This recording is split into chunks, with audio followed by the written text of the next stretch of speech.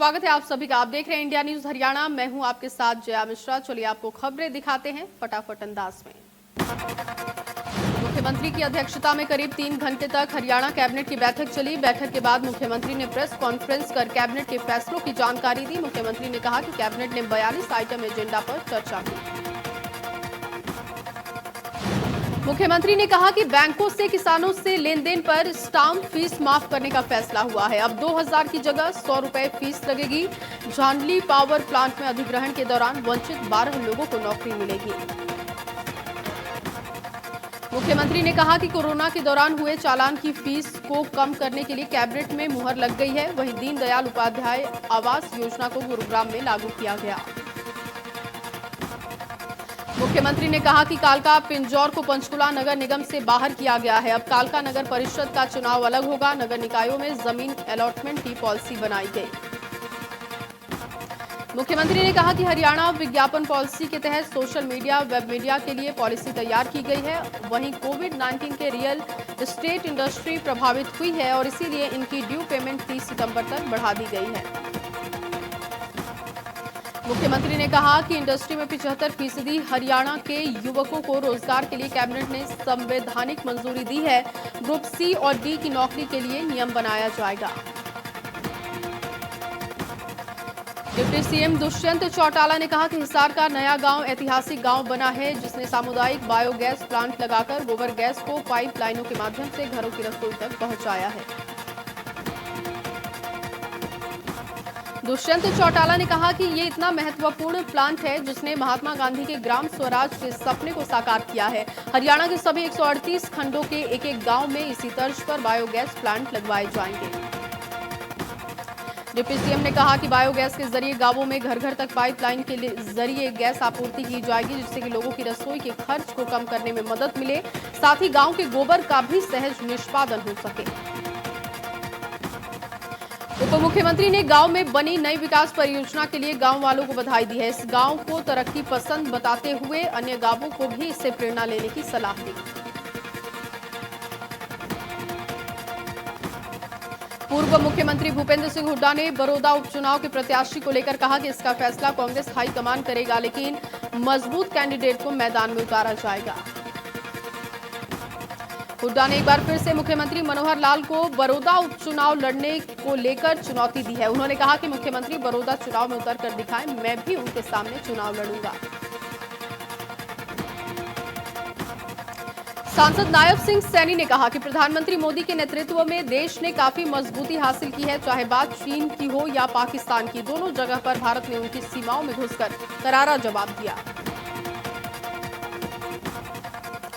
सेना ने कहा कि अवैध माइनिंग में लिफ्ट कोई भी शख्स बख्शा नहीं जाएगा। इसके साथ ही नायब सैनी ने यमुनानगर में डॉक्टर श्यामा प्रसाद मुखर्जी की जयंती के अवसर पर उन्हें पुष्पांजलि अर्पित की। पृथला विधानसभा क्षेत्र के 9 गांवों को विधायक नयनपाल रावत ने बड़ी सौगात दी है। विधायक ने 2 फीडर का उद्घाटन कर क्षेत्र में बिजली आपूर्ति की शुरुआत की। पृथला के 9 गांवों को अब 24 घंटे बिजली मिल सकेगी। इस मौके पर विधायक नयनपाल रावत ने बताया कि आगामी 4 महीने तक घरों के ऊपर से लटकने वाले तारों को भी हटा दिया जाएगा, जिससे कि हादसे नहीं होंगे। विधायक नयनपाल रावत ने बड़ौदा चुनाव को लेकर पूर्व मुख्यमंत्री हुड्डा को भी आड़े हाथों लिया है। उन्होंने कहा कि चौटाला और हुड्डा ने राज भोगा था, लेकिन मुख्यमंत्री मनोहर लाल लोगों के लिए तपस्या कर रहे हैं। रादौर यमुना नदी में खनन ठेकेदारों के बनाए अवैध रास्तों से कटाव का खतरा बढ़ चुका है। खतरे की आशंका के चलते यमुना नदी से सटे इलाकों में रहने वाले लोगों की चिंताएं बढ़ती हुई दिख रही हैं। यमुना नदी से सटे इलाकों से लोगों की मांग है कि प्रशासनिक अधिकारी खनन जोन को काम होते समय इन रास्तों को तोड़ने की जहमत नहीं उठाते, लेकिन अब जब खनन बंद है तो इन रास्तों को खुलवाया जाए। कुरुक्षेत्र सांसद नायब सैनी ने कहा कि शिकायत के बाद कार्रवाई की जाएगी, लेकिन खनन करने वालों पर आज तक कोई कार्रवाई नहीं हो पाई। यमुनानगर में गंदे नाले और सीवरेज का पानी यमुना नदी को दूषित कर रहा है। केंद्रीय जल शक्ति राज्य मंत्री रतनलाल कटारिया के निर्देशों के बाद यमुनानगर जिला प्रशासन हरकत में आया।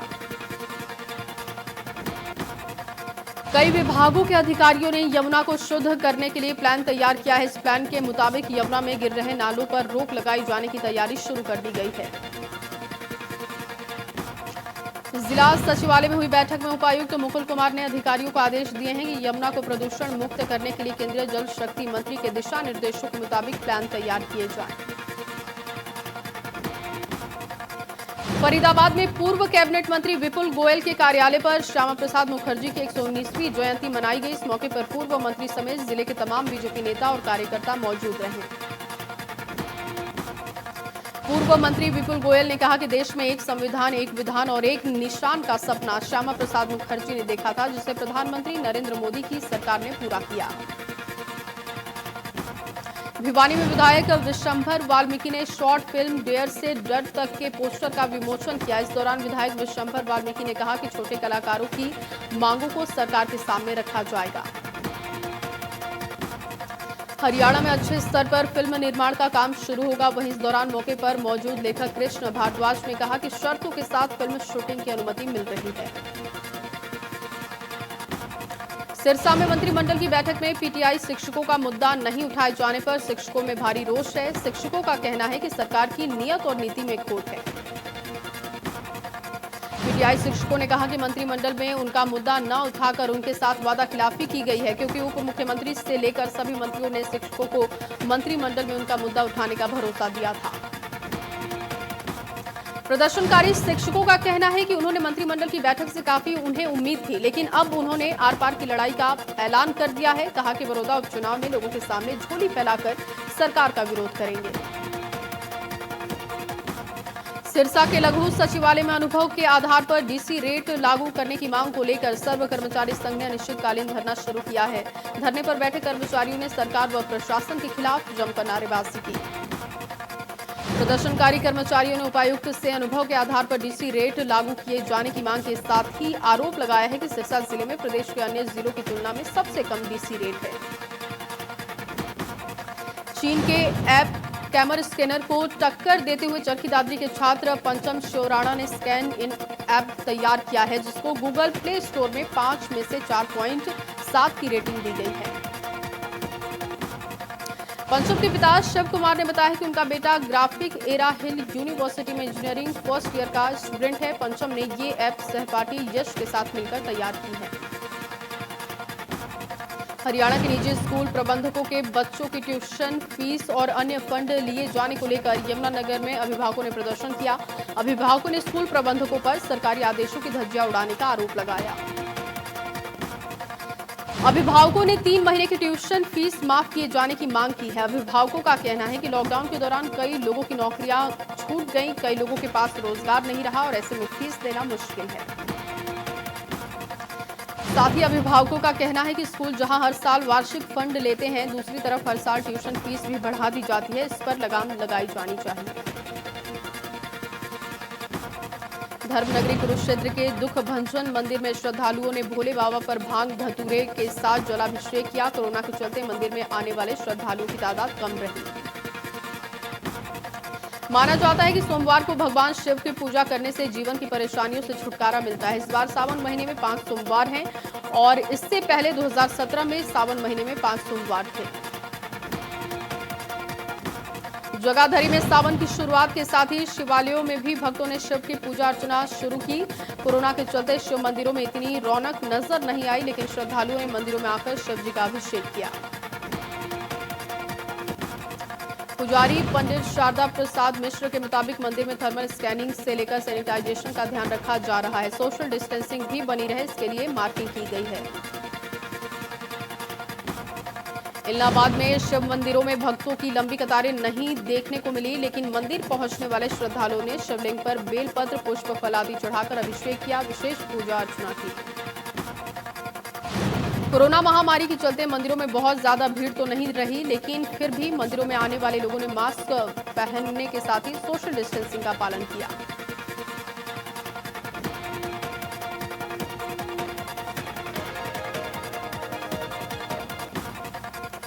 मंदिर में प्रसाद नहीं बांटा गया और ना ही तिलक लगाया गया। मंदिर में लगे विशाल घंटों को भी कपड़े से ढक दिया गया है ताकि कोरोना के संक्रमण को रोका जा सके। भिवानी के प्राचीन जोगीवाला शिव मंदिर में सावन के पहले सोमवार को सोशल डिस्टेंस के साथ शिव आराधना की अनोखी तस्वीर देखने को मिली। इस बार भक्तों ने नहीं, मंदिर में अंदर मौजूद लोगों ने ही शिव जी का अभिषेक किया। मंदिर में पूरी एहतियात बरती गई ताकि किसी भी तरीके से संक्रमण को फैलने से रोका जा सके। हर बार ये शिव मंदिर सुबह 3:30 बजे खुल जाता है, लेकिन कोरोना के चलते इस बार पूरी सावधानी बरती जा रही है। मंदिर में आए श्रद्धालुओं का कहना है कि सावन महीने शिव अभिषेक का खास महत्व होता है। मंदिर में श्रद्धालुओं की आस्था और कोरोना को देखते हुए खास इंतजाम किए गए। अंबाला में प्राचीन शिव मंदिर हाथी खाना में भगवान शिव के दर्शन और जल चढ़ाने के लिए भक्त पहुंचे। लोग सुबह से ही नंगे पांव शिव के दरबार में पूजा अर्चना के लिए पहुंचने लगे। हालांकि कोरोना महामारी में शर्तों के साथ ही मंदिर खुले हैं, जिसका भक्तों और मंदिर प्रशासन की ओर से पालन किया गया।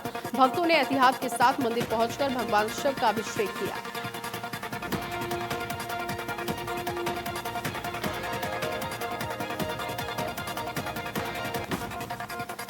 यमुनानगर प्रशासन ने कांवड़ यात्रा पर प्रतिबंध के आदेश जारी किए हैं। आदेश में प्रशासन ने कोरोना के चलते आदेशों का उल्लंघन करने पर कड़ी कार्रवाई की बात कही। प्रशासन ने सख्त हिदायत दी है कि कोई भी यात्री किसी भी रास्ते से हरिद्वार नहीं पहुंचेगा। इसको लेकर प्रशासन ने कड़े सुरक्षा इंतजाम किए हैं। सभी धार्मिक संस्थाओं की मीटिंग लेकर अधिकारियों को दिशा निर्देश दिए गए। करनाल से टोहाना आ रही महिला ने एक महिला के साथ एक शख्स पर दुष्कर्म करने का आरोप महिला ने लगाया है। महिला की माने तो बदमाश ने नशीला पदार्थ पिलाकर उसके साथ दुष्कर्म किया। महिला ने शख्स पर बंधक बनाकर रखने का भी आरोप लगाया है। महिला के बयान के आधार पर पुलिस ने मामला दर्ज कर मामले की जांच शुरू कर दी है। सोनीपत के गांव गोहड़ा में एक महिला पर अपने प्रेमी के साथ मिलकर पति की हत्या करने का आरोप लगा है। पुलिस के मुताबिक मामला 4 जुलाई का है। शख्स की गला दबाकर हत्या की गई थी। पंचकुला में तलाक के बाद पत्नी ने अपने पति का जाली डेथ सर्टिफिकेट बनवाकर सरकारी बेनिफिट उठाने का मामला सामने आया है। पति को जब जानकारी मिली तो उसने पूरे मामले से पर्दा हटाया। फर्जीवाड़े के आरोपी महिला के तलाकशुदा पति ने कहा कि मरा नहीं बल्कि जिंदा हूं मैं। साजिश के तहत मेरा डेथ सर्टिफिकेट बनवाया गया है। उसने फर्जी दस्तावेजों को सबके सामने रखा। सेक्टर 19 के अभयपुर गांव के इस मामले में शख्स का कहना है कि उसकी पत्नी से उसका तलाक हो चुका है। तलाक के बाद भी उसने मेरी डेथ के जाली कागज बनवाकर पेंशन संबंधित सरकारी सुविधाएं लेनी शुरू की है। शख्स ने अपनी तलाकशुदा पत्नी पर किसी दूसरे शख्स के साथ लिव इन रिलेशनशिप में रहने का आरोप लगाया है। वहीं महिला ने फर्जी डेथ सर्टिफिकेट बनवाने और इसकी जानकारी होने से इनकार किया है। जगाधरी की एक मस्जिद में नमाज पढ़ने गए शख्स की बाइक को चोरों ने निशाना बनाया। पीड़ित आरिफ ने बाइक चोरी की शिकायत पुलिस से की है। चोरी की वारदात पास में लगे सीसीटीवी कैमरे में कैद हो गई। फिलहाल पुलिस ने चोरों के खिलाफ मामला दर्ज कर तलाश शुरू की है। गोहाना के बाईपास पर हुए ब्लाइंड मर्डर मामले में सोनीपत सीआईए ने खुलासा किया है। लूट के इरादे से आरोपियों ने चुन्नू लाल की हत्या की थी और पुलिस ने मामले में 4 आरोपियों को गिरफ्तार किया है। साथ ही लूट की कार को भी पुलिस ने बरामद किया। चन्नू लाल किसी राजनीतिक सभा में शरीक होने के लिए आया था और फिर फरीदाबाद लौटने के दौरान आरोपियों ने उसे अपना निशाना बनाया। लूट की वारदात को अंजाम देने के बाद उसे मौत के घाट उतारा गया। पुलिस की माने तो आरोपियों ने चन्नू लाल की गला दबाकर हत्या की थी और शव को रोहतक पानीपत बाईपास गोहाना की सीमा पर फेंक कर फरार हो गए थे।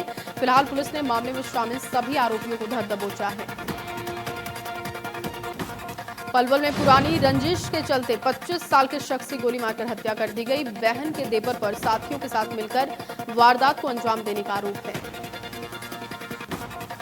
हसनपुर थाना क्षेत्र के मीरपुर कौराली में शख्स अपने भांजे के जन्मदिन के प्रोग्राम में शामिल होने आया था। पुलिस ने शव को पोस्टमार्टम के लिए भेजा।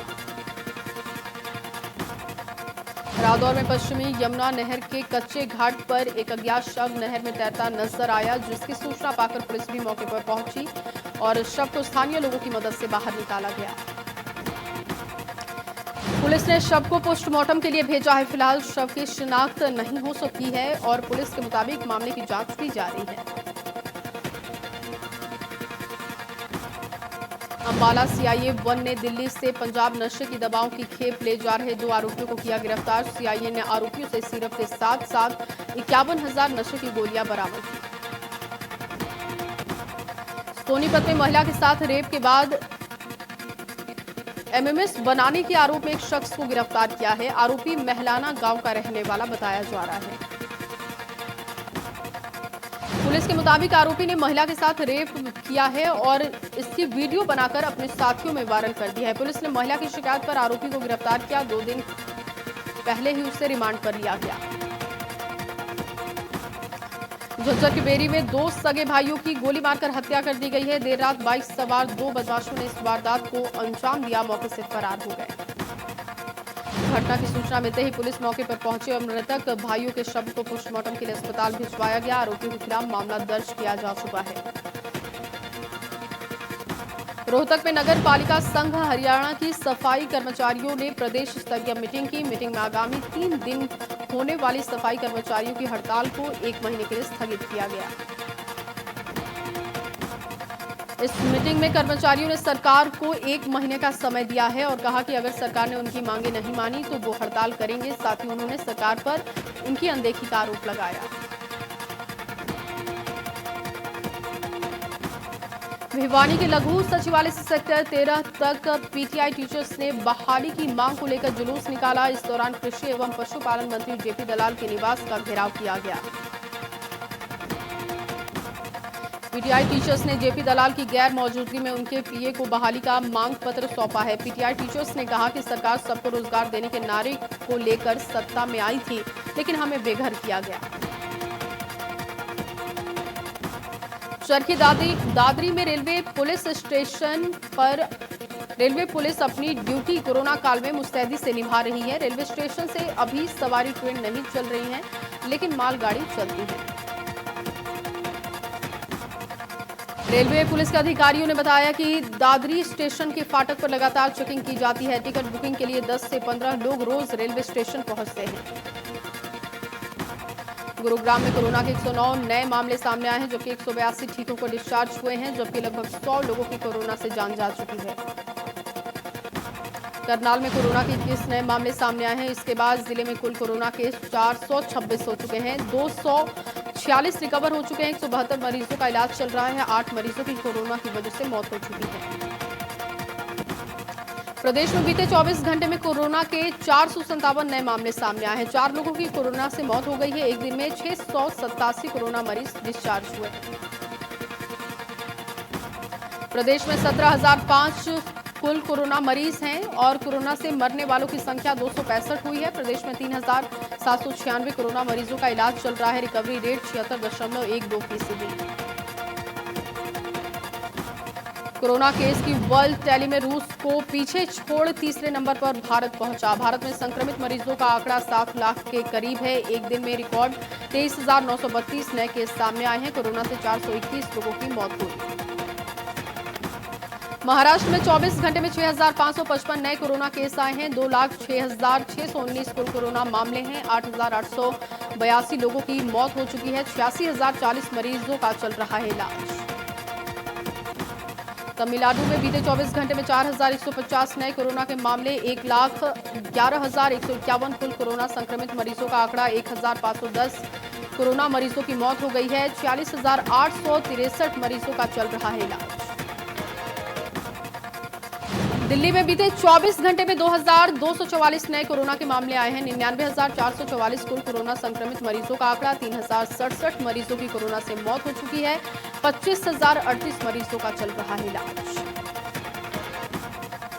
गुजरात में 36,123 कुल कोरोना संक्रमितों का आंकड़ा। 1,944 कोरोना मरीजों की हो चुकी है मौत। 8,279 मरीजों का चल रहा है इलाज।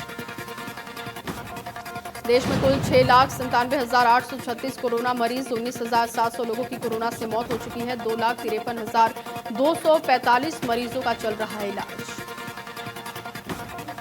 दुनिया में कोरोना मरीजों का आंकड़ा 1,15,49,437 पहुंच चुका है। 5,36,441 मरीजों की कोरोना से मौत हो गई है। 44,83,949 कोरोना मरीजों का चल रहा है इलाज। अमेरिका में 29,81,823 कोरोना मरीज हैं। 1,32,556 लोगों की अब तक कोरोना से मौत हो चुकी है। 15,61,754 मरीजों का चल रहा है इलाज।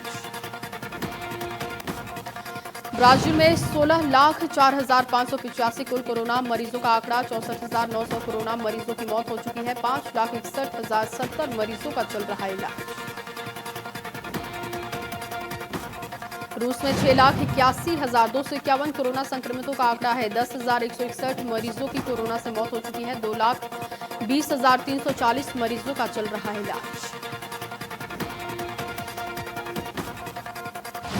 भारत और चीन के बीच मई के महीने से जारी विवाद में भारत की बड़ी जीत की खबर है। 15 जून को जिस जगह पर दोनों देशों की सेनाएं आमने सामने आई थी, सूत्रों के मुताबिक अब वहां से चीनी सेना करीब 1 किलोमीटर पीछे हट चुकी है। सेनाओं के बीच लगातार सैनिकों को पीछे हटाने को लेकर मंथन चल रहा था और ऐसे में इस प्रक्रिया का पहला पड़ाव माना जा रहा है। गलवान घाटी के पास अब बफर जोन बनाया गया है ताकि किसी तरह की हिंसा की घटना फिर न हो पाए। प्रधानमंत्री मोदी ने डॉक्टर श्यामा प्रसाद मुखर्जी को किया याद। पीएम ने ट्विटर पर लिखा, मैं डॉक्टर श्यामा प्रसाद मुखर्जी को उनकी जयंती पर नमन करता हूं। एक देशभक्त, उन्होंने भारत के विकास के लिए अनुकरणीय योगदान किया। पीएम ने श्यामा प्रसाद मुखर्जी के योगदान को लेकर लिखा कि उन्होंने भारत की एकता को आगे बढ़ाने के लिए साहसी प्रयास किए। उनके विचार और आदर्श देश भर में लाखों लोगों को ताकत देती हैं। कांग्रेस नेता राहुल गांधी ने प्रधानमंत्री नरेंद्र मोदी का एक वीडियो शेयर कर सरकार को घेरा है। राहुल ने लिखा कि भविष्य में जब फेलियर पर कोई स्टडी होगी तो भारत की 3 अहम बातों को बताया जाएगा। राहुल गांधी ने ट्विटर पर लिखा कि सरकार की असफलता पर 3 मसलों का जिक्र किया जाएगा। कोविड-19, नोटबंदी और जीएसटी को लागू करना। राहुल ने कहा कि इन्हें हार्वर्ड के बिजनेस स्कूल में फेलियर के तौर पर पढ़ाया जाएगा। सावन के पावन महीने की शुरुआत हो चुकी है। श्रद्धालुओं ने शिव मंदिरों में जाकर भोलेनाथ का जलाभिषेक किया। देश के बड़े शिव मंदिरों में सोशल डिस्टेंसिंग के साथ भगवान की पूजा अर्चना हो रही है और भगवान भोले की नगरी वाराणसी से लेकर उज्जैन में महाकाल और दिल्ली के मंदिरों में भी भक्त सुबह सुबह भगवान शिव के जलाभिषेक के लिए मंदिर पहुंचे।